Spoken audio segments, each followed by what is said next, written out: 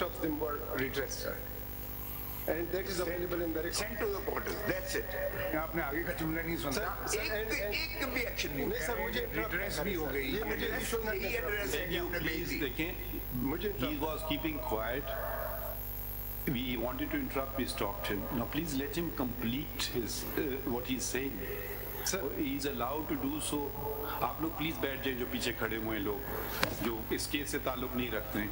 ECP की report जी, नहीं, आप थोड़ा इस तरफ आ जाएं, माइक के पास। Sir ji please continue.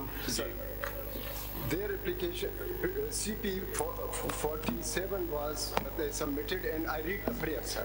It was the prayer in the CP.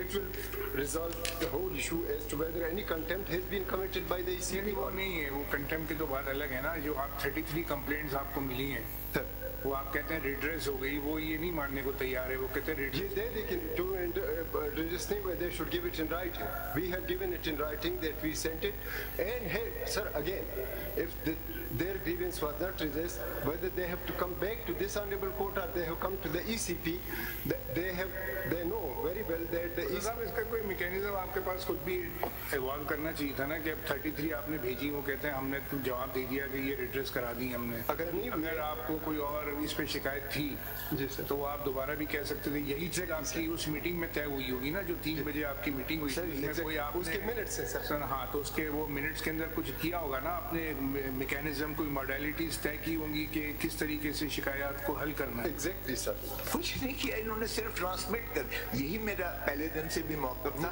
ये कॉस्मेटिक किस्म की ट्रांसमिशन इज दैट। मिनट्स कहाँ लगे हुए आपकी मीटिंग के? Minutes are on page 4 of the initial report, sir. The compliance report submitted on 26 part. And I read, sir, mechanism has been provided, sir.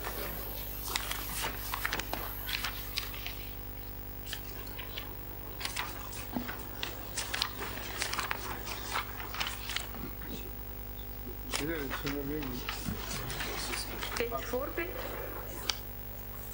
Page 4 of the initial report to registrar को दी थी compliance report. अगर उस minutes of the meeting इन्होंने page 12 पे लगाई है, वही देखना है। और ये देखें मैंने क्या कहा, blocking of NICs by Nadra, detention orders / arrest being made of PTI potential candidates by police across the country, snatching of the nomination papers, data being gathered of PTI candidates workers, और फिर मैंने snatching of the nomination papers क्यों हो रहे हैं? ये क्या तरीके? टीवी पे हमने देखा है nomination papers snatch कर रहे हैं।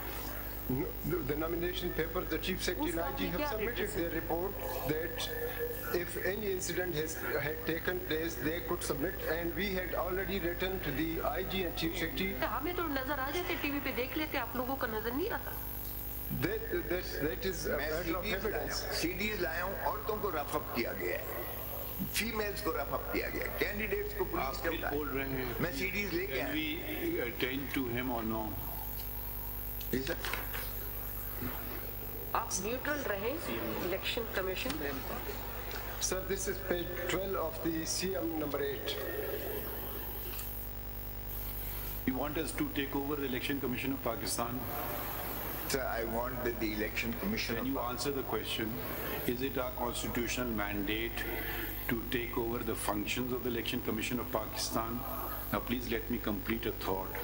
To the extent that the Election Commission of Pakistan is not doing something in accordance with the Constitution or the law, we can look into it. But we are not the Election Commission of Pakistan. This point was also made very clear to you when the matter of elections came before us, that we will not settle the date of elections, which is the President or the Election Commission of Pakistan, or both, they can do so. And they did so. We are not, if you're going to say today someone's paper has been snatched, someone's paper has been rejected, then what we are doing in law would be assuming the duties of the Election Commission of Pakistan, which is not our job. If a returning officer accepts a nomination paper illegally or rejects a nomination paper illegally, there is a forum called the Election Tribunal. Okay. Now please don't start just saying election nomination papers when facts and figures have also been presented. you are assuming that everything is being done by the Election Commission of Pakistan in an election petition, which number of ones which we have heard the other day. Election Commission wasn't doing anything. It was the other side candidates who said disqualify him. They were contesting amongst themselves. One was saying, no, I'm qualified. The other was saying, no, he's not qualified. Election Commission virtually became a bystander. So just don't make allegations against a constitutional body unless you can back it up with proof. Para 6 पे हो सकता है para 6 sorry जो मैं जरा chief justice साहब का ये जवाब दे ये सुन लीजिए फिर कह दीजिएगा सर कि मिनट्स है ना मिनट्स के मैं आपसे आपके आसानी के लिए पूछ रहा हूँ इनके मिनट्स के अंदर पैरा 6 जो पेज 6 के ऊपर पैरा 4 की आखिरी 4 लाइन ऑफ डिसीजन है मिनट्स ऑफ मीटिंग जो है ना more over Pre-poll complaint cells have also been established in ECB to facilitate the political parties, candidates and the general public. The landline, fax, WhatsApp numbers and email address of the complaint cells were shared with delegation as well. The Chief Election Commissioner informed the participants that WhatsApp groups have been created comprising DROs, ROs, Chief Secretaries and IGP to resolve the matter on priority basis. तो ये इसका आप इस्तेमाल नहीं करते हैं जो इनकी कंप्लेंट किया एक भी उस पर कार्रवाई नहीं हुई सारी दुनिया तो देख रही है लेकिन ये कहते हैं इंसिडेंट ही नहीं हुआ My lord, I'm sorry. If you file something actually, in writing. If you file something before us, that's the only way we can function. अगर सारी दुनिया देख रही है, मैं नहीं देख रहा हूँ, ठीक है? हम कोर्ट के केसेस से चलेंगे जो हमारे पास आते हैं. अगर कोई आपने कंप्लेंट की होगी जैसे ईमेल पे या व्हाट्सएप आपको उसका या प्रिंट आउट होगा या होगा तो हम इनसे कम से कम पूछ तो सकते हैं. अगर आप सारी दुनिया वाली बात है तो फिर हमारे पास कोई इसका सोल्यूशन नहीं है. I will comply with that. But what I am saying is, in the first instance, if the election commission, and as I claim that the election commission is biased and complicit in eliminating us, तो फिर आप action नहीं लेंगे election commission के खिलाफ. Statutory body हुई तो क्या हुआ. इंडिविजुअल्स तो जो है हमें एलिमिनेट करने पर लगे हुए हैं. उन्होंने खान साहब को पहले जो है कंटेम्प्ट नोटिस जाके जेल में दिया है, कंटेम्प्ट नोटिस, और फिर उन्होंने उनको डिस्क्वालीफाई किया. You are playing to the galleries. No, I'm not. Yes, you are. There is no petition about Mr. Imran Khan before us. Yes, because level playing field. नहीं तो आप जब जाएंगे आप देख लेंगे. हम कोई अपना व्यू पहले से नहीं देते. Level playing field by the PTI. Maybe you used to cases being decided without any facts. If you bring something before us, we'll issue notice, we'll proceed with it, we'll decide. ठीक है, मैं उनको भी बस please let us talk to Mr. Sharif. नहीं जो ये आपने कंप्लेंट्स की हैं उनका बताइए. माय लॉर्ड देखिए लिख के दे दें. कल मेन रेट पिटीशन लगी हुई है पेशावर हाई कोर्ट में. आज की हमारी रिक्वेस्ट है 1:30 बजे, 2 बजे, 4 बजे, एनी टाइम हमें शॉर्ट कैश पॉसिबल. ऐसा दिन चुना है जो कि सबसे मुश्किल है. आज आपको पता है वो हमने फुल को आज 9 मेंबर बेंच है, उसके बाद स्पेशल बेंच है. कल सुबह ले लेते हैं आपका केस. कल सर पेशावर हाई कोर्ट में है तो क्या फर्क पड़ा. वो मेन केस वही लगा हुआ है जिस शॉर्ट ऑर्डर के अगेंस्ट हम यहाँ आए हुए हैं. इसलिए आज का हमें जो भी टाइम जनाब मिस्टर हामिद खान साहब लाइब्रेरी में बैठे केस बैठे हुए हैं तो बुला ले ना. जब मैंने आपसे पूछा आपने कहा मेरा केस नहीं उनका केस है. जी उनका केस सहमत तो कर लेना यहाँ तक आ जाएं. हम जब आउट ऑफ द वे जाके आपको बुला रहे हैं और कह रहे हैं कि आप पूछ लें कल केस अब लगा लें. अगर वो कह रहे नहीं मैं नहीं आऊंगा अदालत में वहीं मैं बैठा रहूंगा. कल के लिए वो सूटेबल नहीं है क्योंकि जी सर ये तो नहीं है. वो कल को कहेंगे जी मैं कौन है शाहिब साहब, हमने आपसे कहा था उनको बुला लें, आप कह रहे हैं वो नहीं आएंगे. नहीं आना चाहते, हम क्या करें. इससे ज्यादा तो हम कुछ नहीं कर सकते ना. अगर वो जहमत भी नहीं करेंगे यहाँ तक कोर्ट अदालत तक आने के लिए. जब आप एक एलिगेशन लगा रहे, इन्होंने एलिगेशन लगाया, हमने फौरन उसका नोटिस ले लिया. बताइए नहीं जी हम नहीं आएंगे. I don't know how system works. या तो आप बाकी काम खत्म कर दें, अपना काम करना. आप कहेंगे जी ये सारी देखें जितनी पिटिशंस आपकी आई हैं किसी और की नहीं आ रही हैं. ठीक है ना सिर्फ आप बल्कि पहले भी यही चीज थी. थोड़ा हम कुछ काम ही नहीं कर पा रहे. मजलूम जो हम बस अब प्लीज तकरीर ना करें ना सर. सच यही है. तो अच्छा जब आपकी हुकूमत थी तो कितनी पिटिशंस आती थी. इतनी नहीं आती थी. उनके ग्रीवेंस एड्रेस होते थे. उनके ग्रीवेंस एड्रेस होते थे. शायद साहब सबसे ज्यादा आप ही की आती उस वक्त भी हम आपके पास आते. नहीं उस भी सबसे ज्यादा आप ही की आती थी, किसी और की नहीं आती थी. अब आप हम आपसे अगर हामिद खान साहब जहमत नहीं करना चाहते हैं आने की, उनकी मर्जी। You can't have it both ways के बाहर जाके स्टेटमेंट बयानबाजी कर रहे हैं कि हमारी पिटीशन नहीं लिख रही है, जब चीफ जस्टिस और अदालत में पूछ रहे कि कब लगे तो वो आने के लिए तैयार नहीं है। फिर हम ये ना करिएगा। चले अब आप हमें ये केस का बता लें, हम करें क्या इसमें आज? खोजा साहब से पूछ रहे की बात, आप बता देना क्या हम करें इस केस में।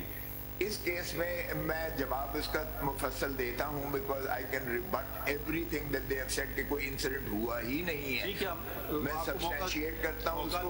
आपकी कितना वक्त चाहिए आपको? मुझे थर्सडे को लगा दें या फ्राइडे को? आपको कितना वक्त चाहिए? थर्सडे या फ्राइडे को लगा दें। लगाने का हम नहीं पूछ रहे हैं, आपको 3 दिन, कितना चाहिए? 2-3 दिन, 3 दिन। ठीक है, इसमें लिखें the pursuant to the order of this court dated क्या था order? 3rd of January, my lord. So the किसने फाइल किया? 2024। आपने क्या क्या फाइल किया? The Election Commission of Pakistan ये वो सेक्रेटरी साहब ने किया, रिस्पोंडेंट नंबर 2, और उन्होंने कहा मेरा कोई काम नहीं, मैं तो एडमिनिस्ट्रेटिव कंप्लायंस करता हूं। नहीं, ईसीपी और chief secretary. The Election Commission of Pakistan has filed criminal miscellaneous application number 082024 on 6 January 2024. आज की है इन्होंने,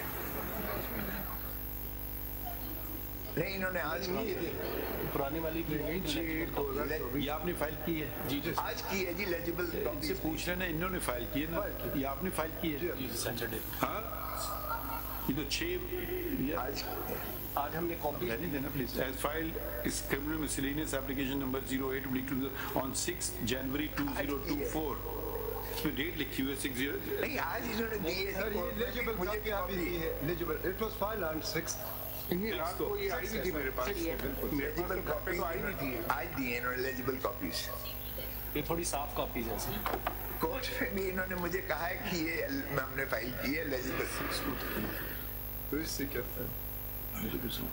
आप क्यों मुझे इंटरप्ट कर रही हैं?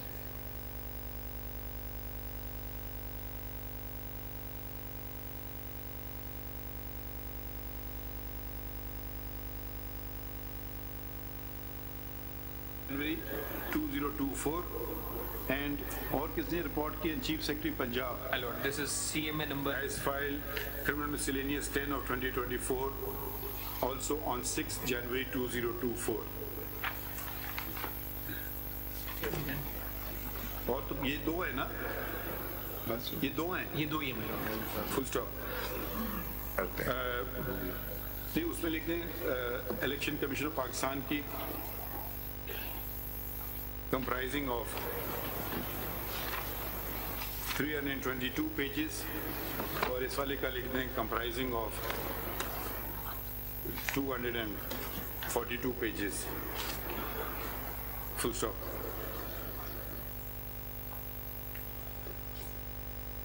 We inquired from the learned counsel whether there was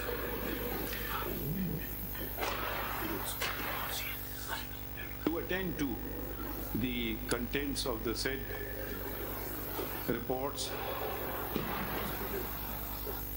and the learned counsel stated that he will be filing written response thereto and sought 3 days time to do so.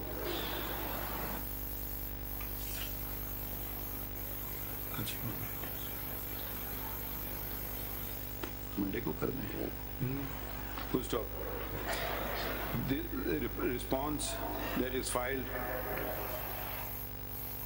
3 days time is granted to do the needful, whereupon the Election Commission and the Chief Secretary, in case they do not, may consider the same, कौन सी तारीख रखें आपके लिए? As it pleases you, Lordship. Monday?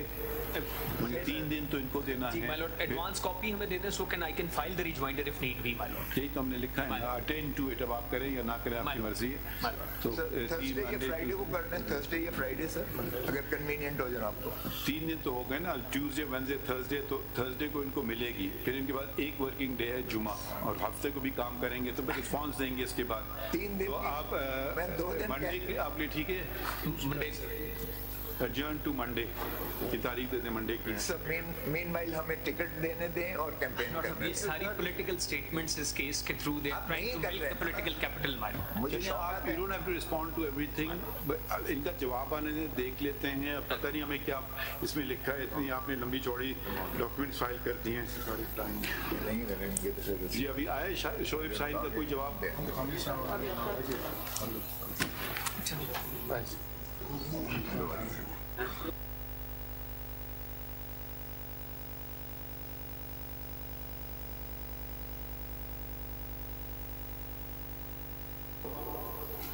Tomorrow is fixed before the Peshawar High Court. Whenever you want, we'll fix it. Except today, because we have a 9-member bench and we have another special bench, then it won't be heard. I would have preferred today But you may because prefer everything, na? But I'm just saying कि अभी आपको पता है 11:30 पे हमने बहुत पहले इसकी तारीख रखी थी डाजर गॉड का, वो कितने बजे खत्म होता है, उसके बाद एक और स्पेशल बेंच है, वो कब खत्म होता है? तो if you want it to be seriously attended, we can fix it tomorrow morning. If you want, it's not convenient tomorrow morning, we can fix it any other day.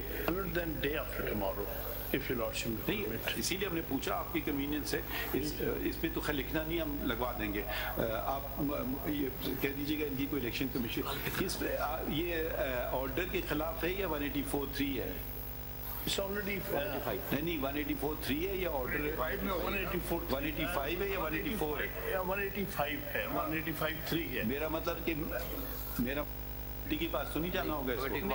CPL है sir, order के खिलाफ। It's 185(3) फिर ये कोशिश, against the फिर ये आप समझें कि लग गई। अगर नहीं, अगर कमेटी का इशू नहीं है तो फिर परसों में लग जाता है, नहीं तो फिर कमेटी के पास जाना होता है ना। कमेटी का इशू नहीं है तो परसों लग गया। नहीं है, चलिए ठीक है। अच्छा, बाकी 2 केसेस जो रखे थे ले लें।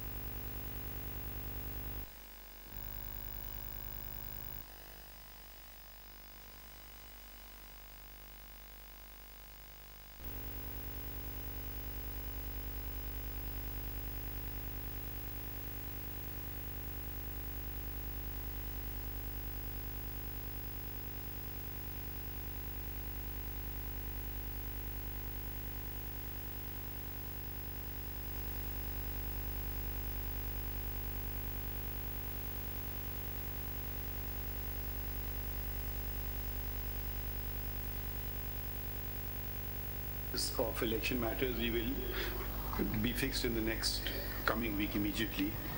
Hopefully before that we'll have some sort of order for you all, so we won't hear you because yours are individual grievances.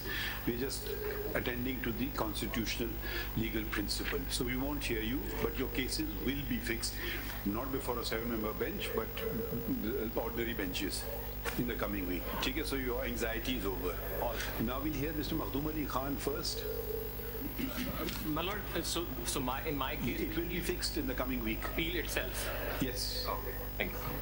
Well, Yours and all others also. my point is also with regards to the general constitutional point. So it can be decided with this. Okay, if it is, then if you have time, we'll hear you. Otherwise, let the senior counsel start.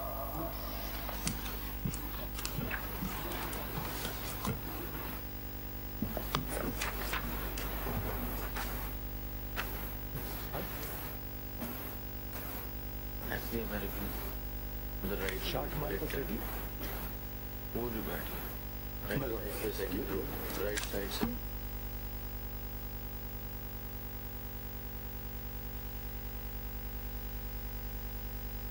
Straight away proceeding with it because some preliminary groundwork was done last time when I was on my feet before your lordship. Yes. My lord, the basic issue before this honorable court is the decision of this honorable court's 5-member bench in Samiullah Baloch, which reiterates and expands upon some of the earlier decisions, and also subsequently the dilution somewhat of Samiullah Baloch and it being followed. So squarely the question before this honorable court is, and that is the basis on which disqualifications have taken place and from which appeals under 185 have arisen before your lordship. So far as the Supreme Court Bar Association case is concerned, that also called in question the correctness of Samiullah Baloch, but as I heard, my lord, the president said that the outcome of this will directly impact that, and therefore he was not pressing it, and that for all practical purposes had become infructuous. My lord, when we look at Which is your case, first of all, number? my lord, mine is CMA 6. In response to the public notice issued by this honorable court, I have filed that CMA, and that is before your lordship.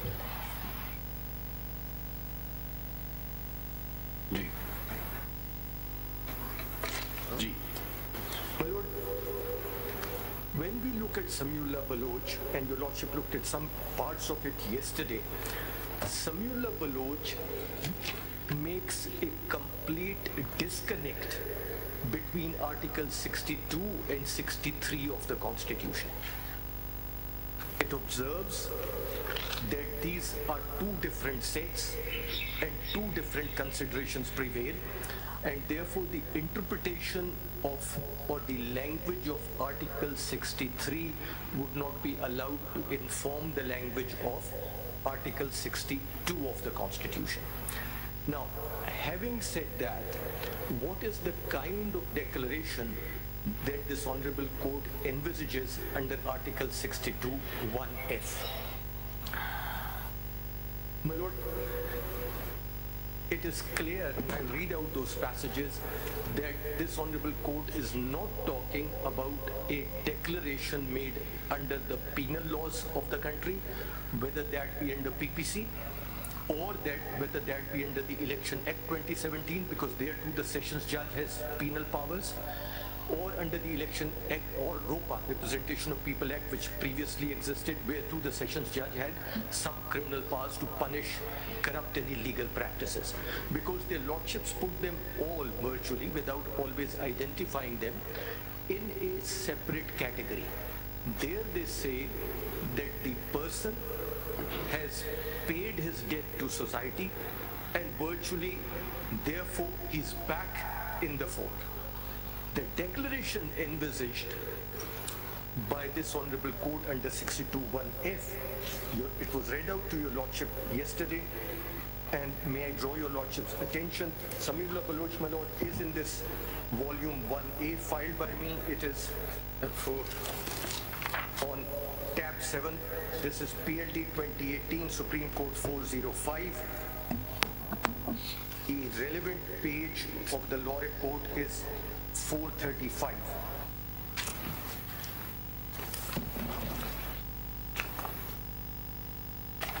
Volume 1 or 1A? My lord, 1A, my lord. Serial number? My lord, tab number 7.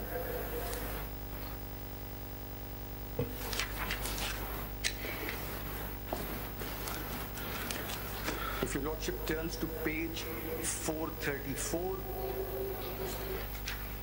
your lordship will see, actually page 433, I'm sorry, their lordships refer to Article 17 of the Constitution, and if your lordship turns to page 434, their lordships again right at the top of the page refer to Article 17, sub-article 2 of the Constitution, and point out that morality is one of its features, because the word integrity means moral soundness. With great respect to that's not a major point over here, I proceed from it. My lord, integrity in the context of both Article 62 and Article 17 of the Constitution is not used in the sense of moral integrity. Integrity of Pakistan is not the moral integrity of Pakistan, it is the wholeness of Pakistan. A threat to the integrity of Pakistan is not a threat to the morality of Pakistan, that is separately dealt with. When we talk in the context of the individual morality, that he's a person, man of integrity, we mean he's a man with a good degree of morality. When we say the integrity of the country is threatened, we don't talk about the morality of the country being threatened, we talk about the wholeness of the country being threatened. That's the country being threatened, that's the second meaning of the word. But my lord, moving away from that, if your lordship takes a look at page 435.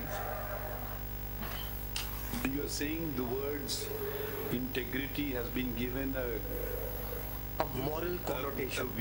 A meaning which is not permissible by the English language. My lord, yes. Because the English language uses the word morality in two senses, and context, as your lord. Morality is a different word, integrity is a different word. And my lord, you may have integrity and no morality. And probably vice versa. Yeah. I don't know. And my lord, in some of the dictionaries, for instance, Oxford Concise uses the word integrity in both senses. Morality is the first sense, and wholeness is the second. So your lordship will always have to look at the context. Naturally. And when it says in a marriage context, integrity would include morality. In a country's concept, it may not. In the country's context, when it says a threat to the integrity of Pakistan, means it's a threat to the wholeness of Pakistan. Also, we have to see the words in context, interest of sovereignty or integrity of Pakistan. Yes, my lord. So the context is everything. My lord, then when your lordship turns to page 435, paragraph 22, the principle of interpretation of constitution are correctly. This portion, Samula Baloch, is taking from somewhere else, or it's enumerating itself? The one which 434, my lord, they refer to the earlier judgments of the Supreme Court in Muhammad Nawaz Sharif and Benazir Bhutto, where morality was used in the context of integrity. My lord, but there your lordship will see, if your lordship turns to page 433, these last two lines, these requirements are implicit in the expression, in the interest of the sovereignty or integrity of Pakistan. They don't use it in that context. Yes, my lord. Okay. And if we move to page 435, the principle that constitution must be interpreted as a whole is correctly identified.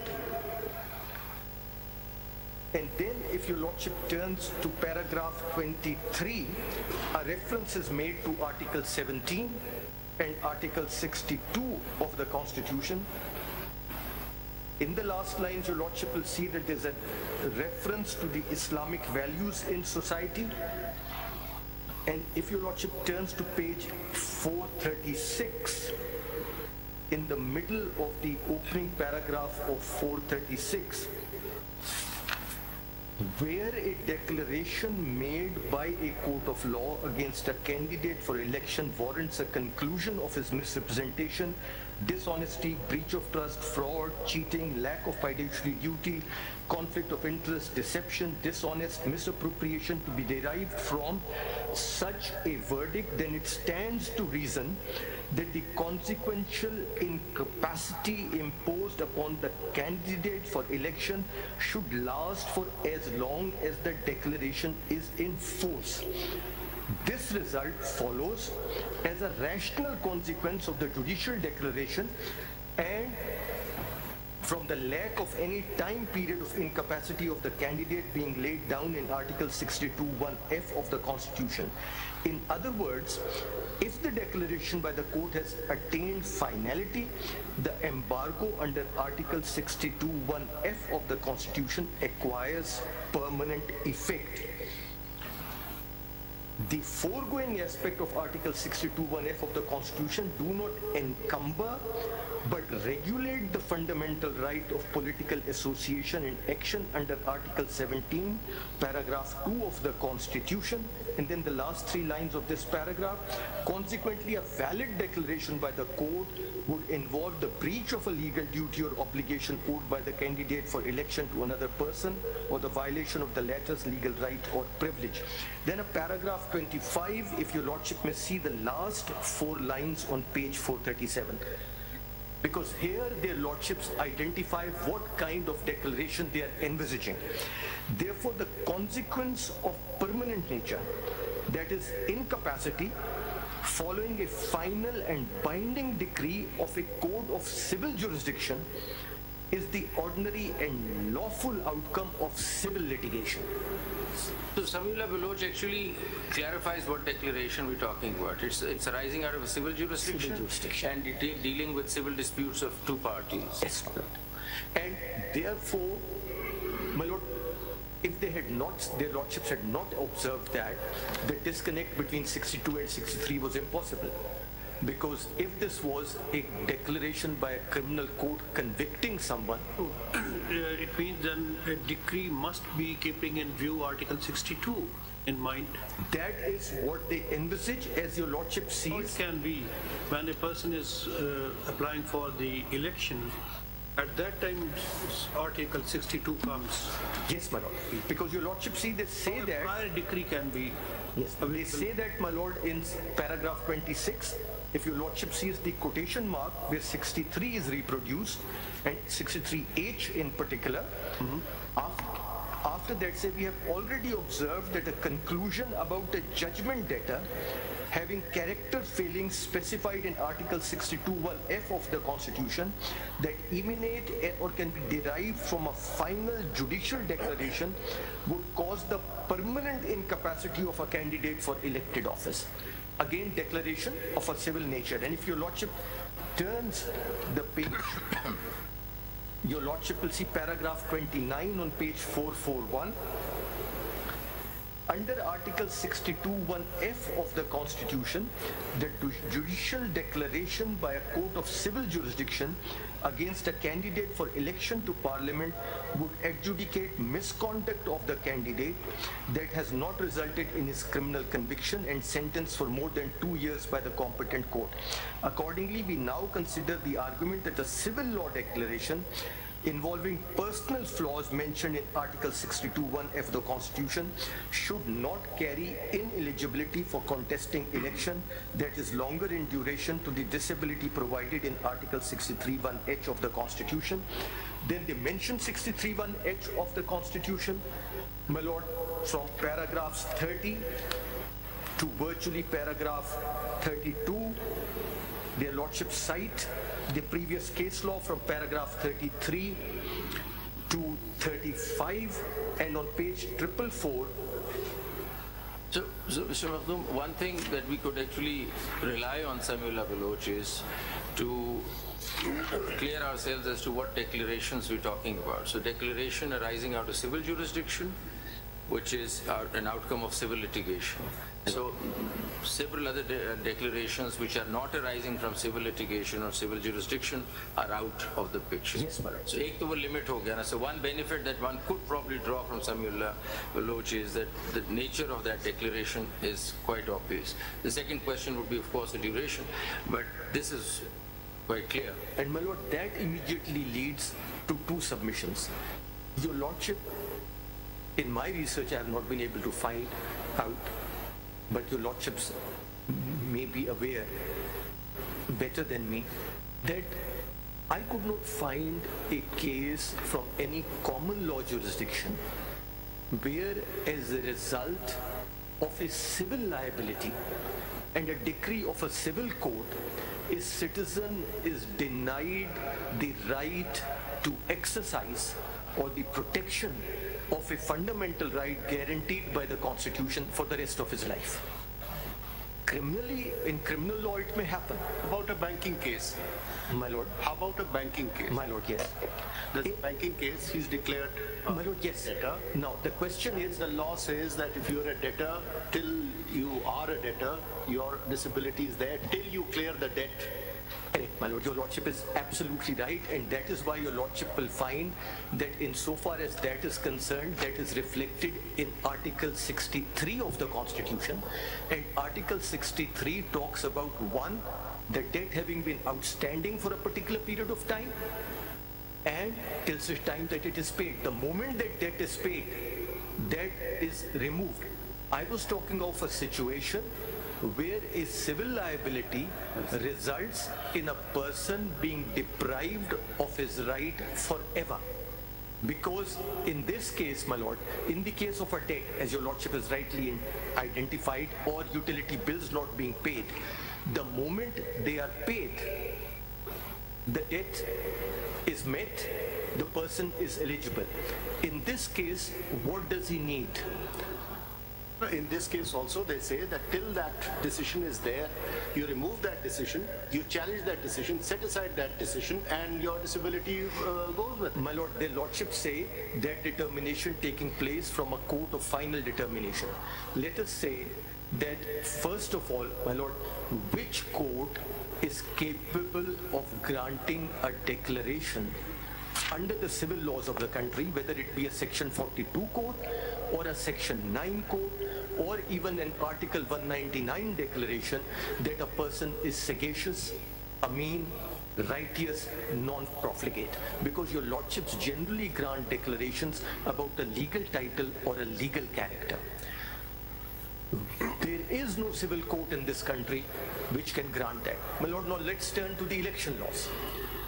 The civil code under the election law. One question, Mr. My lord. The two questions rather. One is that whether the civil court has the jurisdiction to grant negative declaration, and number two, whether that court has the jurisdiction to fix the disqualification of a candidate. My lord, for a certain period of even for life, whether the court has power. My lord, my submission would be that the reason why a civil court can't do that is twofold. Number one, the civil court is unable to do that because of the language of Section 42 and Section 9 and Article 199. And the second is that such an issue, when it arises particularly in the context of an election, because the issue of qualification or disqualification will only arise in the context of an election, that jurisdiction is completely ousted by Article 225 of the Constitution and the judgments of your lordship. Your lordships have said no election will be called in question. The meaning under Article 225 of the Constitution, and your lordships have said in Javed Hashmi's case that election starts from the time the Election Commission notifies the schedule till such time that a candidate is declared, returned or elected.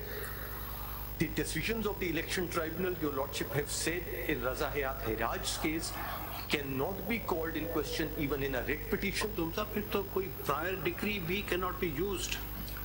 My lord, suppose there is a prior decree before the start of election that cannot be used in the... My lord, the prior decree will only say whether I have paid my debt or not. Now, in that case, as my lord, Mr. Justice Yahya Afridi identified, there will be a disqualification attracted under Article 63 of the Constitution. No declaration under Article 62 of sagaciousness or righteousness. My lord, which, your lordships with your vast experience in civil law, which civil court, when passing a decree, even in a banking suit, and says this money is outstanding, then goes on further to declare that this person has ceased to be sagacious, righteous, so that's the question. Can you just go back, Mr. Mahdum? My lord. We cannot attribute redundancy to the Constitution, even though it's quite clear that there's no such declaration that can come from any court, but we have to give meaning to because we can't just throw it out. So making an effort to giving it a meaning, this paragraph is crucial in Samiullah, that the declaration they're talking about is arising out of civil jurisdiction, inter-party litigation. So for example, there's a case where a sale deed has been struck down as being fraudulent or forged. Now there it has been, as a consequence, we understand that that person has committed fraud because he came up with a fraudulent sale deal. That is a bit of a construction that we have to do just in order to justify this declaration given the. Having said that, all the other declarations which are coming in through original jurisdiction and the writ jurisdiction not arising from civil jurisdiction are out of the canvas, right? So let's first specify that the declaration we're talking about is inter partes arising out of civil litigation. Right. Now, in the absence of 232, we would have had to construct what is to be done. I'm just saying that legislation could, not justifying 232, but legislation could say that for the purpose of election, such a civil, such a decree which is arising out of civil litigation could have a time frame for purposes of election. So the question is, can legislation put a time frame on this declaration? Could that be possible? Not the way it's worded in 232. My question to you is that, first of all, Samiullah Baloch helps us identify that which declaratory decrees we talk about, which declarations are relevant. Declarations arising out of civil jurisdiction, which are inter partes, number one. Now, could legislation, not the way it is done today, but could legislation say that this declaration will continue forever for between the parties, but for the purposes of election will have a time frame? Such a legislation is not the way it is done now in 232, but could such a legislation be possible to say that a declaration inter partes arising out of civil litigation for the purposes of election would only be for 5 years, even though between the parties it will remain forever till it is set aside, but for the purpose of election? Could such legislation take place? My lord, that was a bit later, but may I address it right now? My lord, when your lordship looks at 62(1)(f), the constitution makers under the 18th amendment do not say that this is a declaration of a civil court. They say no declaration to the contrary by a court of law. A criminal court is as much a court of law as a civil court. Now, if your lordship reads a court of law as a court of law, a court of plenary jurisdiction, that would include courts both on the civil and criminal side which decide cases after recording of evidence. And in that, if your lordship does that, then 63 and 62 will have to be read together. There's no way one can read them differently. My lord, may I just preface this a little further? Sure. My lord, a question has been asked and repeatedly that, and my lord, Mr. Sajjad Afridi asked that again yesterday. Why have two lists? Justice Hilali asked the same question again. Why have two lists? What's the difference? My lord, the two lists made perfect sense under the original 1973 Constitution. The list of qualifications was that you should be a citizen of Pakistan. For MNAs, you should be 25 years of age. For senators, you should be 30 years of age. And that is where the qualifications ended. All three were qualifications. The disqualifications were that he is of unsound mind, that he is an undischarged insolvent, or he ceases to be a citizen of Pakistan or acquires the citizenship of a foreign country. When your lordship looks at them, there is no disconnect. The qualifications are separate, the disqualifications are separate. Sorry, there is a disconnect. They deal with two different subjects. One where a qualification is acquired, one where a qualification is lost in a way, or a disqualification occurs because the person loses sanity, or the person loses citizenship, or a person becomes an undischarged insolvent. The moment the court declares that person as insolvent, then the disqualification is removed. The moment there's a declaration that the person is of sane mind, the disqualification is again removed. The moment the person acquires the citizenship of Pakistan or sheds his foreign citizenship, the disqualification is again removed. The disconnect... एक question पहले भी पूछा है, पर उसमें clarity नहीं आ रही. इस 62 Article 62 applies pre-election, post-election, or at any time.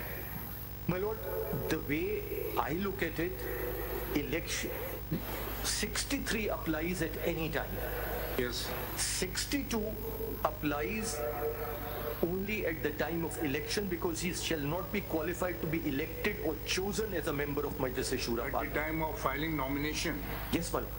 And a person files his nomination and his opposer submits some document before the returning officer that something, a decree has been passed against him, so he is not eligible to contest the election. My lord, yes.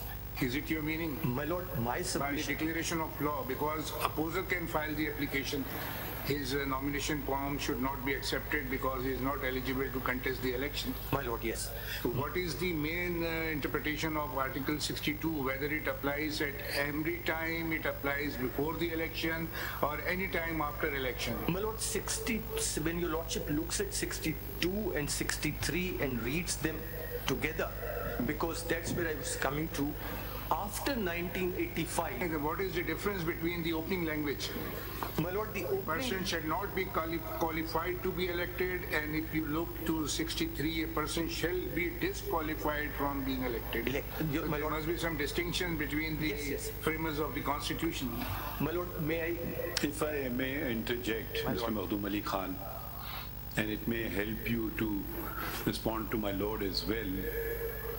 Somehow, as I see it, we've got bogged down in restricting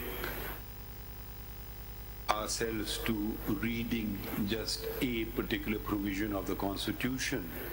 And we seem to have forgotten the Constitution as a whole. What is the Constitution all about? What does it do? What are the fundamental rights? Article 17, more importantly. And we are going to a particular provision of the Constitution and just reading those and disregarding everything else. We're disregarding the history of Pakistan. We're disregarding the constitutional history of Pakistan in particular. We're disregarding the fact why these amendments were brought into the Constitution. We're disregarding the fact that original Constitution has a greater sanctity than amendments brought there too, unless there are such amendments which enable to serve the people better. For instance, Article 19A, Article 10A. Now, nobody can say that these insertions have taken away something from the people of Pakistan. Rather, they have given something to the people of Pakistan, including Article 25A, compulsory education up to the age of 16. And these are on the contrary, an insertion into the Constitution, and they have not been one insertion. They start with General Ayub Khan, and successively more and more encroachment into who I will determine will be fit to govern Pakistan. First of all, the initial question will arise, who am I to determine this? Why can't the people of Pakistan themselves determine? Oh, so what? Disregard how it came into the Constitution. Now you're stuck with the language of the Constitution. At least I am not persuaded to adopt that approach. I cannot forget the history of Pakistan. And unless you can say they are very beneficial things, we had given public notice in prominent newspapers. Not a single political party has come before us which has said, leave alone those who are not even in Parliament, said that this is a good interpretation of the Constitution. So then we come into, there is another aspect which I consider. There are things which are specifically mentioned. If, for instance, for theft, you mention a particular sentence, and if you say for a traffic offense or for some other offense, there may be a punishment. But for instance, the legislature forgets to mention for what duration. You can't possibly say, oh, I'll impose a punishment for murder here. There must be some logic, there must be some reasoning. The reasoning is, you destroy Pakistan, that's fine. you can contest elections for 5 years. But if you make a single mistake in the nomination paper, you're disqualified for life. Now, we are just stuck with the wording of it. Have we lost all logic and sensibilities?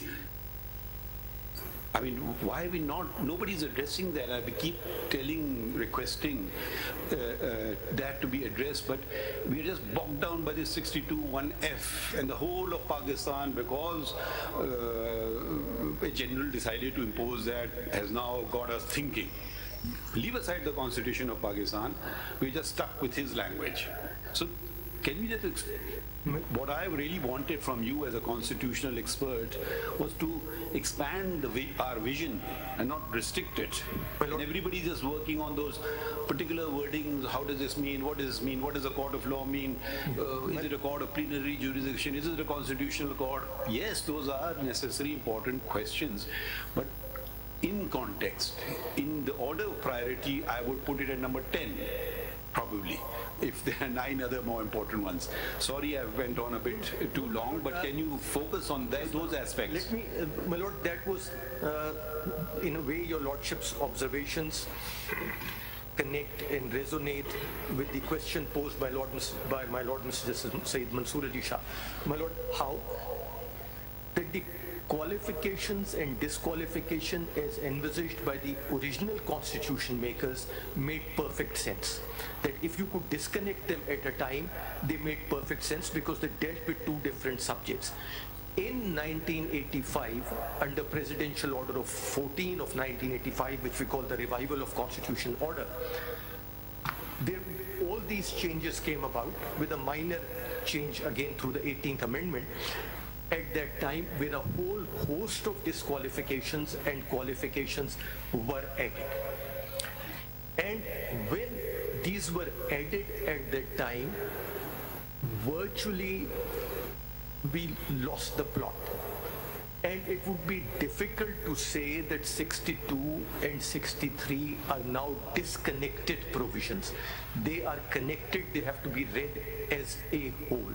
Now, insofar as those amendments were concerned, they virtually were envisaging, as observed by one of your lordships in an earlier 7-member bench judgment, virtually a society of angels and parliamentarians who were probably even holier than angels to come into parliament. So there was a disconnect with real life, which reminds one of, your lordship's observations remind one of the quotes of Abraham Lincoln, that it has been my experience that folks who have no vices have very few virtues. So virtually introducing a society of people with no vices and few virtues. But my lord, in these qualifications and disqualifications, these very long list, there is a connection. And the connection is that you cannot read Article 62 without looking at Article 63. And even earlier, you could not read Article 62 and 63 without being conscious of the rights of citizens under Article 17 of the Constitution. This court has always been mindful not to disenfranchise people, that the right of people to form and join political parties is there, and a person has a right to contest elections. 62 and 63 both make inroads to an extent under that fundamental right. The inroads were sensible inroads when it came to the original 1973 Constitution. That we will not allow an insane person to be a member of the parliament. That we will not allow an undischarged insolvent to be a member of parliament. We will not allow a person who is not the citizen of Pakistan or is the citizen of another country to be a member of parliament. That we require that persons should be at least 25 or 30 years of age, being National Assembly or Senate respectively, to be members of parliament. And that none of those make an inroad into Article 17 of the Constitution. So why are we interpreting it in this manner then? And then something has also been said that ordinary legislation is not a substitute for a constitutional amendment. Okay, you bring in a constitutional amendment, we strike it down. So our wisdom is paramount. So we can do whatever we want to. not guided by anything other than our own vague ideas of morality. My lord, and that is the submission that two things you will not find. You will not find a judgment from the common law jurisdiction where by a declaration of the court, because this is not a declaration of parliament, my lord, Article 63. And will you concede that this is no disrespect to anyone, will you concede that the parliamentarians in Pakistan are the best in the world? Are the best in the world? Surely not. Don't be hesitant. No, my There's lord. no disrespect to anybody. No. Does any other country, a single country in the world, have this test for parliamentarians? My lord, not that I am aware of. Not the US Constitution. So if we have this test and we don't have the best parliamentarians in the world, that means this is not even a workable law, if at all anything else. It's just words on a piece of paper which I can use for my personal projects, I would say. Tomorrow you are honest, you can be declared dishonest, out, in, it's up to me. I can just write some few words of English language and that's that. To give an immediate example, the US Supreme Court has a similar requirement: citizen, age. Those are, you can physically, yes. you can check this, yes. Like we had in the 73 Constitution. Even when the US Congress sought to introduce new qualifications of this kind at a particular period of time, in Powell versus McCormick, the US Supreme Court struck it down. They said no. The Constitution has given a list of qualifications. Congress cannot add to that list of qualifications. That's where we stop. So the courts in other places have gone the other way. They've said, here is Mr. Mazloom, speaking for myself, we'll have to, expounding the Constitution, we have to rely on the tools of interpretation. My lord, yes. I look at the Constitution post 18th Amendment. To me, the dictator argument is out of the window because it is the 18th Amendment passed by the Parliament. So I need to give it a very serious thought in interpreting the Constitution. So every word to me is important. I could just disregard all the words and say this is not the Constitution. That cannot happen, even though I might disagree with the wording of it, but some meaning has to be attributed to it. I find the declaration firstly making no sense, but I have to give it a meaning because I can't throw it out of the Constitution. I don't have the jurisdiction to do that. So having said that, you were at that moment explaining that the court of law could have criminal and civil both. Could you just resume from there and explain? A court... Can you also attend to a side query with what my lord has just observed? My lord is, with the greatest respect, assuming that there will be redundancy to the Constitution. I would reframe it. There would be redundancy to the interpretation of the Constitution by this court, which is not quite the same thing. The Constitution does not say that you stand disqualified. We say you stand disqualified. My lord, if the Constitution had simply said so, end of story, fine. That argument would be, but it is how we interpreted the Constitution has said so. I don't know if that's a valid point or not. May I as counsel mediate a safer course for myself by saying by saying no, please, we never mind anything being said here. No, my lord, because you see, we bounce ideas, our thinking clarifies. Take the hard response. My lord, be as critical as you want. My lord, the safer course which I suggest for myself is that when your lordship looks at the Constitution, whether your lordship looks at it, my lord, as my lord the Chief Justice is looking at it, or my lord, your lordship Sayyid Mansoor Ali Shah Sahab is looking at it, there is no redundancy. Redundancy is created by Samuel Baloch. If your lordships read the Constitution the way Samuel Baloch reads it, there is redundancy. If your lordship reads the Constitution, the legislature intended it after the 18th Amendment, there is no redundancy. Because if a court of law includes a court of criminal jurisdiction, then it immediately takes your lordship to the provisions of Article 63 1G and H, and there the limits are specified. Their lordships then make a further distinction, and that's again Samiullah Baloch, that a person who has been convicted has then paid his debt to society, forever suffers the odium of being a convicted criminal, and therefore he is in a different league than from a person who suffers a civil liability. Parliament doesn't make that distinction. The court does. It is the interpretation of the court which is making the constitution redundant. My lord, that logic also does not hold. Why it does not hold? My lord, in criminal law, and my knowledge of criminal law is very, very peripheral, and your lordship will excuse me for that, but I make a distinction always between conviction and sentence. A person serves out a sentence. A person never serves out a conviction. The conviction remains on his record forever and ever. If he has served even till the rising of the court. Mahdub Ali Khan, that's another matter which is pending adjudication in this court. I am of the view, and others of a different view, and I had requested for a larger bench to be constituted, and I'm maybe failing in my duties not to have done so myself, but so much has been happening, we're working morning to night, was that in a murder case, 345 allows compounding of an offense. There are two views in this court prevailing. One view is it brings the sentence part to an end. It does not efface the conviction. The other view is it effaces the conviction and the sentence both. So even if we apply that debt to society part, suppose a person commits murder and next day secures a settlement with the legal heirs, where is the debt to society has been paid? It hasn't been paid. He will file a nomination papers. Have you been convicted of an offense? Answer will be no. If that interpretation of the Constitution is followed, which says that it effaces the conviction and the sentence, he will honestly answer no. Whereas if the interpretation which I have favor holds, he will say yes. Sentence part would be a different part. So even though he didn't pay debt to society, did not serve one day in jail, he still can contest election in that scenario.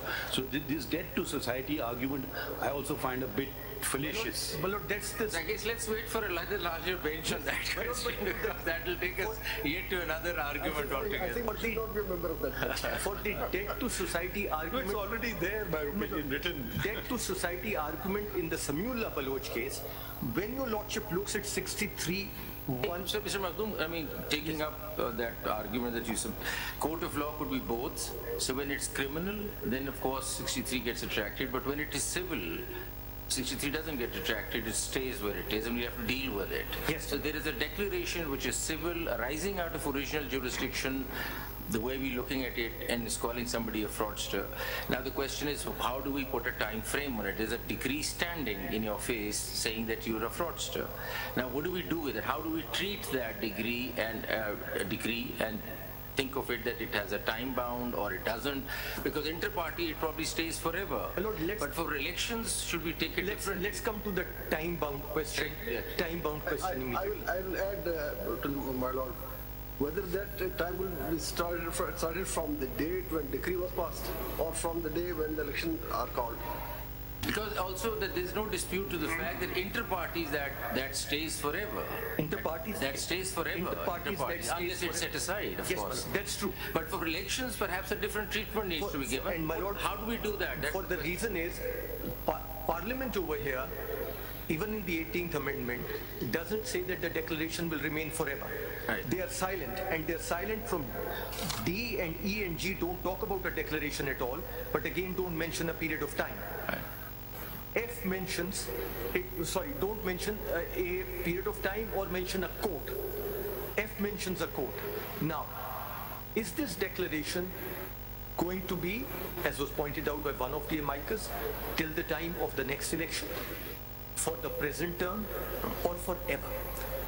Generally, when your lordships have looked at questions where no time has been specified, Your lordships have consistently taken the view that it has to be a reasonable time. My lord, to give an example which obviously comes to mind from civil law jurisdiction, there is no time specified for filing a revision under section 115 of the CPC, if I correctly remember. Now it has been inserted 90 days. 90 days. Now it is 90 days, but they didn't used to be, even when there wasn't. Before we come to that reasonable time argument, first of all, you need to understand the basis. If the decree stands for life till such time that it's set aside between parties, why should it be given a different treatment for election purposes? What's the philosophical answer to that? Because if inter-party it stays forever till such time it's set aside, how would it be different, or why should we even consider it to have a time frame for the purposes of elections? My lord, for two reasons. Number one, if that decree comes in the context of elections, it is simply impossible. An election tribunal makes one of the four declarations. It either dismisses the petition, or declares the election as void, or declares the election as void and directs that the particular candidate may be declared as a returned candidate, or declares that the election to be void as a whole. Re-election. That used to be the situation under ROPA. That is the situation even now under the Election Act. For offences under the Election Act, for corrupt practices, for illegal practices, the session judge tries them. Now some of them tried by Election Commission, some of them by the session judge, and we need not go into that question. PPC itself has a chapter on election offences and where punishments are prescribed. Your lordship will notice that when your lordship looks at corrupt and illegal practices, the maximum punishment of illegal practices in none of those cases exceeds 2 years. So only for a corrupt practice that it can go for a longer period. The principle of proving a corrupt practice is beyond a reasonable doubt, and therefore my respectful submission is that the court, the parliament was thinking of those kind of declarations when it talked about a declaration under 62(1)(f). This business of a civil law declaration, with great respect, has been introduced by this honorable court, introduces that a civil liability will virtually strip a citizen of his fundamental rights forever and ever. That was not something which the parliament has done, because if your lordship reads F with G and H, they make perfect sense. अब देखिए मखदूम साहब एक बात और जरा suppose अगर कोई court civil court say declare somebody that he is cheater, he has cheated somebody, makes fraud, committed a fraud, और उसका rival जाके उसके खिलाफ FIR दर्ज करता है under PPC section 415 and 420, और FIR के बाद he is convicted, conviction के बाद तो वो उसको सजा मिल गई, क्या फिर भी वो सारी जिंदगी ऐसा ही रहेगा कि वो is debarred from contesting elections? Sir, in that situation you will have an absurd situation. The absurd situation would be that on account of that civil liability, he will be forever disqualified, but insofar as the criminal liability is concerned... talking about civil declaration, किसी के खिलाफ declare कर दिए, जी sir, वो तो time नहीं देगा, civil court तो नहीं, you are debarred from, वो simply कहेगा you have committed fraud by changing the documents और जो भी दूसरी पार्टी कहती है कि चूंकि आपके खिलाफ एक डिक्लेरेशन आ गई कि आपने चीटिंग की, वो जाके FIR दर्ज कर देती है, FIR की बुनियाद पर PPC में जाके क्रिमिनल कोर्ट में चल रहे तो वहाँ पे सजा हो जाती है 2 साल 5 साल जितने भी, क्या सजा खत्म करने के बाद स्टिल उसके सारी जिंदगी डिस्क्वालिफिकेशन 5 साल? सर 63(1)(h) के तहत उसकी डिस्क्वालिफिकेशन खत्म हो जाएगी, लेकिन अगर वाली बात है कि इसको 63 के साथ पढ़ा जाए, अगर समीउल्लाह बलोच सही फैसला हुआ है, if Samiullah Baloch has been correctly decided, then on account of that civil declaration against him, he will be disqualified for life. So in spite of the fact that under a criminal declaration he has paid his so-called debt to society, under the declaration made by civil law, debt to society argument कहीं constitution में है? नहीं है, नहीं है। तो देखिए वही बातें हैं, we're getting bogged down into things. When the constitution itself grants parliament the right to disqualify for periods of time, The only argument left is that since this matter falls in 62(1)(f), therefore Parliament can't do it. Where's the logic of this? I don't understand the logic of it. At the end of the day, बाकी नैब law में उन्होंने 10 साल कर दिया है, दूसरे law में ये कर दिया, फला कर दिया है, क्योंकि 62(1)(f) में नहीं है तो हम और ज्यादा कर देते हैं. मुझे I don't understand. I mean, everything must be logical. I mean, we are not philosophers determining points or fine points. What is the logic? How will you persuade? After all, this document is not for lawyers. This document is for the people of Pakistan. Please explain to the people of Pakistan why a NAB convict will get 10 years disqualification, another will get this type of disqualification. But if in your nomination paper you have a provision, and I can ask you this question and let's see if you can answer it correctly. It says how much gold you have in grams. Will you go to and weigh it at home? How much gram gold you have, you make a mistake in that, or forget to mention a ring that you're wearing or your wife is wearing, and you are disqualified for life. Please explain. I mean, let's not get so bogged down in constitutional niceties where people of Pakistan lose trust in the constitutional document of Pakistan. That is very important. Please explain it to, because you are on live television, explain it to the people of Pakistan, the logic of it. My lord, because it's a 5-member bench judgment of this honorable court, may I respectfully submit that the logic is too subtle for me to decipher. I find you can assist us. I presume you are fairly educated, Mr. Maktoum Ali Khan. My lord, I would like to think so, because otherwise I would not be qualified to practice at this bar, my lord. So talking about logic, which the Honorable Chief Justice, and taking that further, if a convicted person, a conviction, as you said, stays, if a convicted person can come back and contest election, so it appears that the Constitution is treating election as a totally different ball game, yes, and looking at convictions and decree.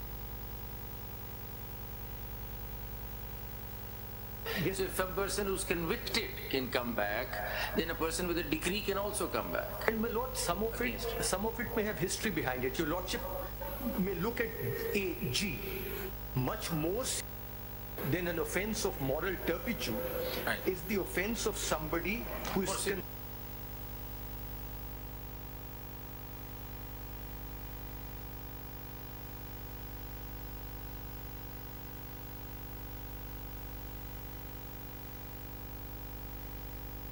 historical basis. If we go back in the history of the world, not just Pakistan, it has a historical basis. My lord, the Americans fought a civil war. 2 states, there was a confederacy and there was union. Mr. Jefferson Davis was the president of the confederacy. Mr. Jefferson Davis, the prosecution against him collapsed. His vice president, 2 years later after the civil war, was elected to the US Senate. Why? The idea was to bring the union together, not to keep the people permanently disqualified from participating in the democratic processes, because it is participation in the democratic processes which holds. Who was the vice president? My lord? Who was the vice president? My lord, I have the name, I keep forgetting it. G. Sorry. American history.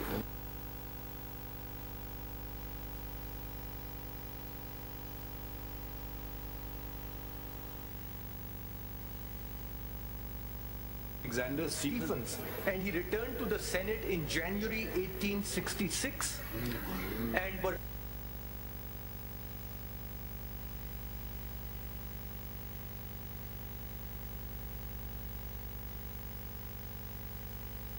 to General Sherman, saying that, you know, as president, I would be bound to oppose Jefferson Davis getting away. But if, unbeknownst to me, Jefferson Davis were to escape, I would not hold it against you. So he was basically saying, now that the Union has won the war, the country has come together, look the other way, let healing take place, let reconstruction take place. He's saying the Constitution talks about strengthening democracy through the process of elections. Yes. And it is saying that even convicted persons who serve their terms will come back and participate, because participation in election is perhaps a larger principle at work. People need to come back into elections because that then strengthens.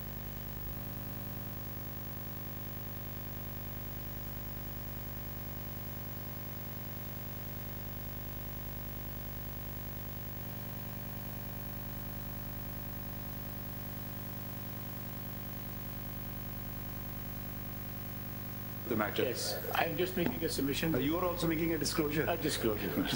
My Lord, Masood Mahmood was proceeded initially for contempt of court.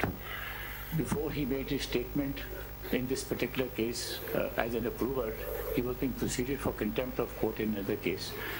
And my father was representing him in that particular matter.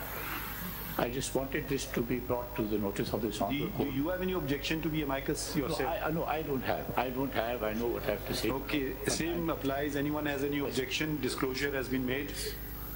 If anyone has objection, please say so. Otherwise, we take it no one has objection. So no one is objecting to you, Khwaja Sahab. Your fairness has acknowledged. I'm grateful. जी, आज कौन आ रहा है? मखदूम साहब.